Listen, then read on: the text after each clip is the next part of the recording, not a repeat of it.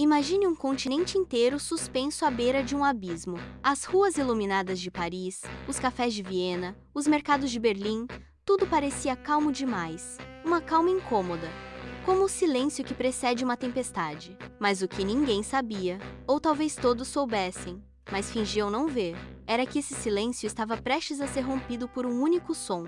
O estalo seco de um tiro disparado em Sarajevo. E esse tiro não matou apenas um arquiduque. Ele rasgou séculos de diplomacia, destruiu impérios e empurrou o mundo inteiro para dentro do maior pesadelo que a humanidade havia enfrentado até então. Hoje, vamos voltar ao início do século XX e destrinchar o que levou o planeta à Primeira Guerra Mundial.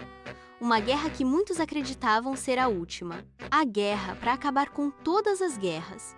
Mas como você vai ver, esse título era apenas mais uma ilusão no meio do caos. Antes do sangue correr pelas trincheiras, havia um clima de otimismo e progresso na Europa. Era a Belle Époque, um período marcado por avanços científicos, tecnológicos e artísticos. Os carros começavam a ocupar as ruas. O cinema encantava as massas. A eletricidade transformava as cidades.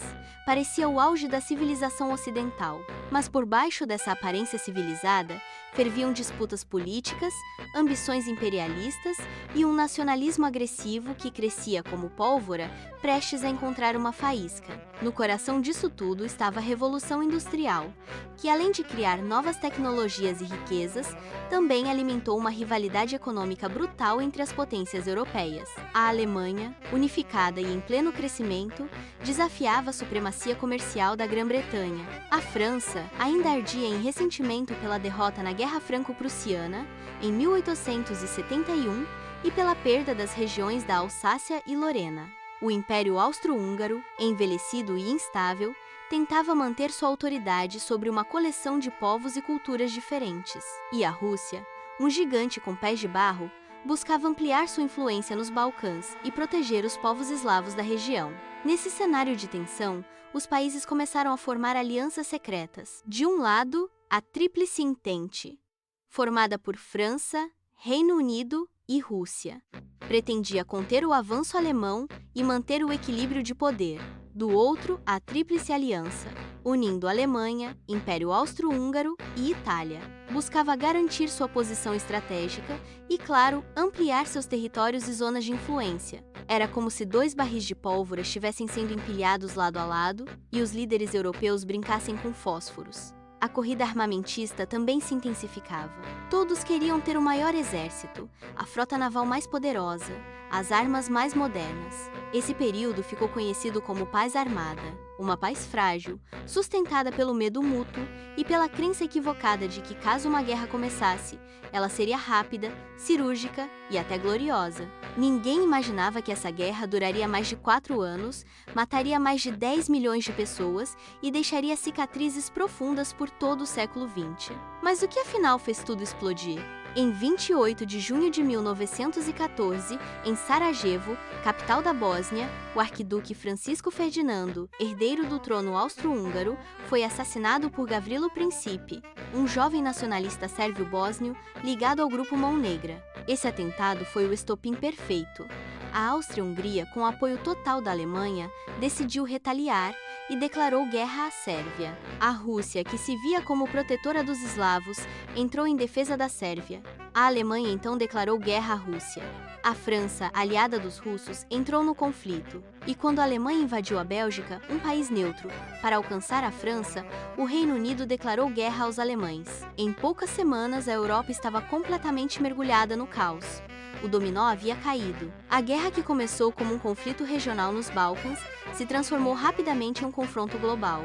De um lado, as potências centrais: Alemanha, Áustria-Hungria, Império Otomano e Bulgária. Do outro, os aliados: França, Reino Unido, Rússia, Itália, que trocou de lado em 1915, e mais tarde, os Estados Unidos. Nos primeiros meses, os exércitos ainda se moviam em batalhas de posição, tentando avanços rápidos, mas logo veio o impasse. As frentes se estabilizaram e nasceu o terror das trincheiras. Imagine soldados vivendo por meses em buracos lamacentos, sob chuva constante, frio intenso, ratos, doenças e o constante medo de um ataque inimigo.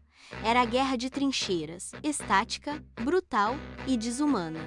As batalhas mais conhecidas desse período, como Verdun e o Somme, são lembradas pelo número absurdo de mortos e feridos. Milhares de vidas eram sacrificadas por ganhos mínimos de território, muitas vezes apenas alguns metros. A guerra passou a ser também psicológica. O esgotamento emocional dos soldados era tamanho que muitos simplesmente enlouqueciam. Nascia a neurose de guerra, que hoje conhecemos como transtorno de estresse pós-traumático.